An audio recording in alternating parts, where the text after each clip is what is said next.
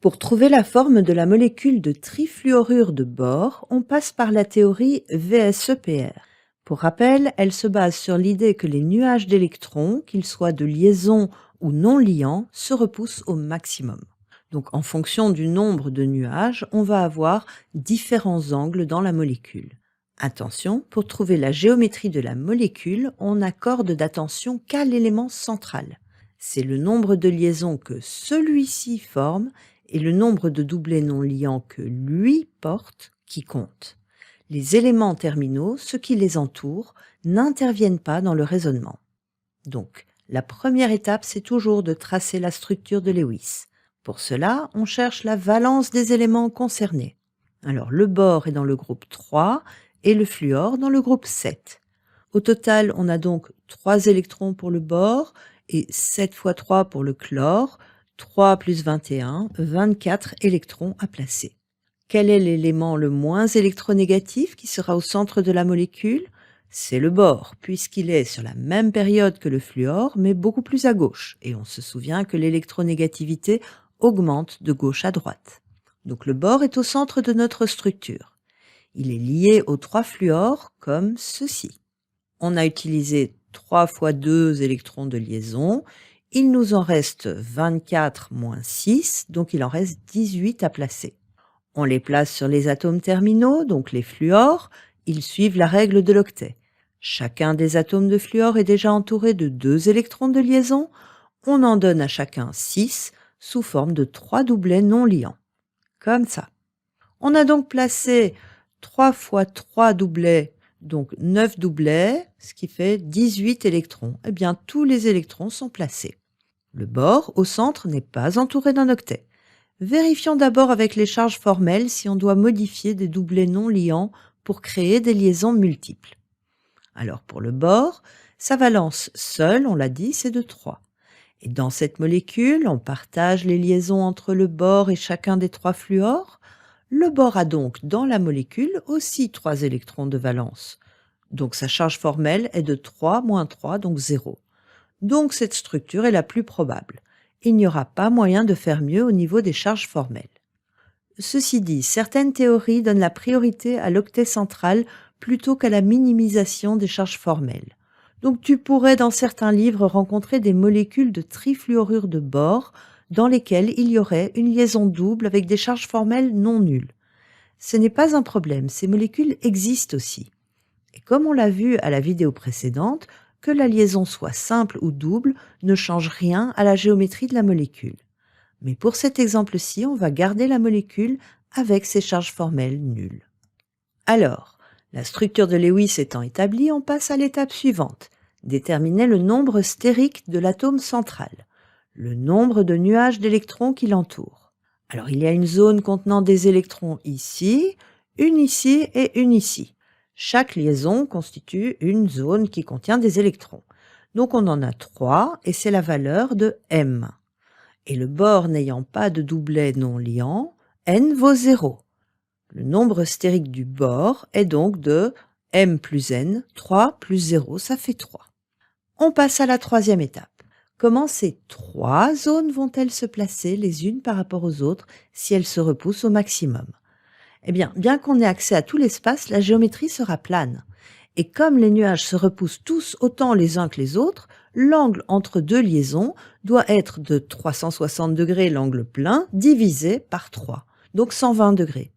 Ça ressemble à ceci, comme le partage d'un cercle en 3 secteurs égaux. C'est impossible d'avoir des angles plus grands même en utilisant les 3 dimensions de l'espace. On se retrouve toujours dans un plan. Cette forme plane s'appelle la forme triangulaire plane. Nous n'avons pas de doublet non liant sur l'atome central, donc l'étape numéro 4 est inutile. La molécule a la même forme que celle qui est définie par celle des nuages de l'étape précédente. 120 degrés entre 2 liaisons. Et du coup, tous les atomes sont dans un même plan. Avec un dessin en perspective, voici à quoi ressemble la molécule. On a une molécule de forme triangulaire plane avec des angles de 120 degrés entre les liaisons. Passons à un autre exemple, mais toujours avec une molécule qui aurait 3 nuages d'électrons. Prenons le dioxyde de soufre, le SO2. Et comme d'habitude, pour commencer, on trace sa structure de Lewis. Alors, le soufre, groupe 6, a 6 électrons de valence et l'oxygène est lui aussi dans le groupe 6, 6 électrons de valence. On doit donc placer 6 pour le soufre, plus 2 fois 6 pour les oxygènes, donc 18 électrons.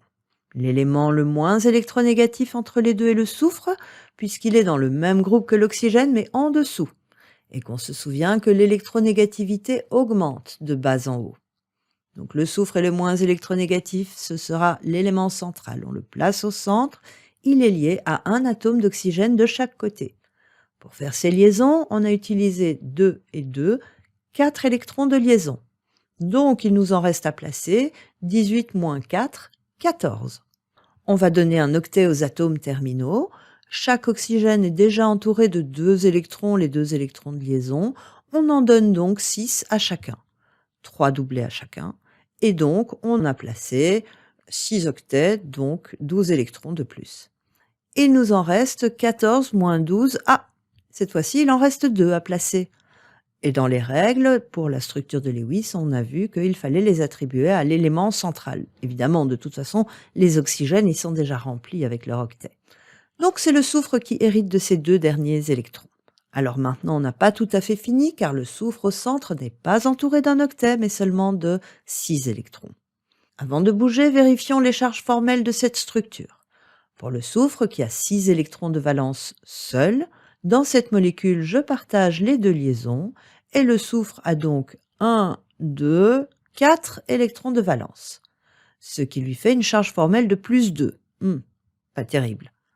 Par symétrie, tu peux vérifier si tu veux, mais chaque oxygène aura une charge formelle de moins 1 pour avoir un total de 0. Essayons de faire mieux. Si on prend un doublet de cet oxygène, pour le rendre doublet liant en créant une liaison double, on fait rentrer dans le cercle du soufre un électron supplémentaire. Ah, alors sa charge formelle devient plus 1 au lieu de plus 2, c'est mieux. Et celle de l'oxygène devient 0. Et celle de l'autre oxygène reste moins 1. Vérifions quand même.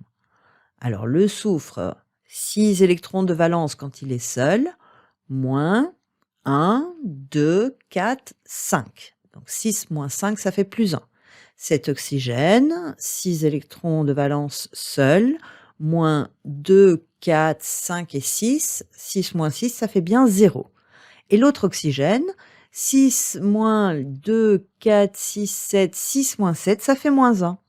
Mais en fait, pour cette molécule, on va s'arrêter là. Tu comprendras plus tard, quand on parlera d'hybridation des orbitales, pourquoi sa structure est celle-là. Désolée de devoir te faire patienter. De toute façon, pour la géométrie de la molécule, comme on l'a vu, ça ne change rien tant qu'on ne change pas le nombre de doublets non liants de l'élément central. Qu'une liaison soit double ou simple, la géométrie de la molécule reste la même. Alors, juste un dernier mot, on aurait pu choisir un doublet de l'autre oxygène à partager avec le soufre. Ils sont tout à fait équivalents, ces 2 oxygènes. Mais en fait, une molécule de dioxyde de soufre passe son temps à osciller entre ces 2 configurations. On parle de résonance. Mais ça aussi, c'est le sujet d'une autre vidéo. Eh bien, avec notre structure de Lewis enfin fixée, passons à l'étape 2. Déterminer le nombre stérique de l'atome central. Le soufre a 2 liaisons, chacune avec un oxygène, donc M égale 2. Ce sont ces 2 nuages-ci. Encore une fois, peu importe que celui-ci comporte 4 électrons alors que celui-ci n'en a que 2. Ce sont des régions contenant des électrons, point. On a aussi ce doublet non liant. Ça fait un 3e nuage que l'on représente comme ceci avec une forme un peu bombée. C'est pour symboliser le fait que le doublet non liant repousse plus fort les autres nuages qu'un doublet liant. Donc, n égale 1. Et le nombre stérique du soufre est donc m plus n, donc 2 plus 1, égale 3. C'est le même nombre que pour l'exemple précédent. Mais cette fois-ci, il est constitué de 2 liaisons et un doublet non liant, on va voir la différence. Étape numéro 3, la géométrie des nuages d'électrons. Donc on a 3 nuages et ils se repoussent le plus possible. On a donc la même forme de nuage qu'à l'exemple précédent, triangulaire plane. Dans le plan, les nuages sont inclinés de 120 degrés les uns par rapport aux autres. En fait, pas tout à fait, parce que le doublet repoussant les autres un peu plus fort, on a plutôt un angle de l'ordre de 116 degrés entre les 2 liaisons.